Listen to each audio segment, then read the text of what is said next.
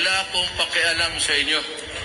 Kulungin man ninyo ako, gawain ko, everything, lahat gawain ko para sa bayan ko.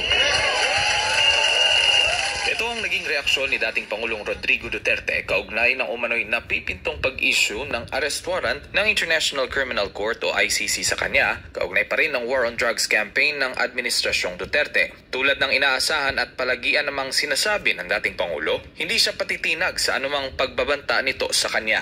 Nasaan kayo yung panahon na kailangan namin ng tulong mo? Kayo. Tapos pupunta kayo dito, prisuhon, kunin mo. Bastos yung ginagawa ninyo. Bastos yan ko kayo.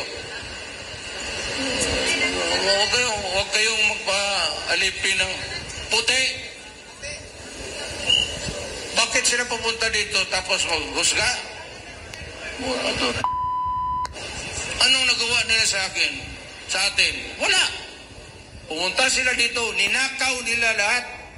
Sa uli ay ginit pa rin niya na wala siyang pakialam kung ano pa ang gawin ng mga nasabing dayuhan laban sa kanya dahil wala silang ginawang maganda para sa bayan. European, Spaniards, Americans, anong ginawa nila?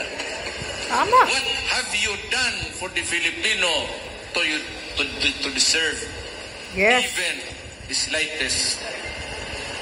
Kaya ako sabi ko nga, may bastos ko. Yeah, FUCT kayo, ICC.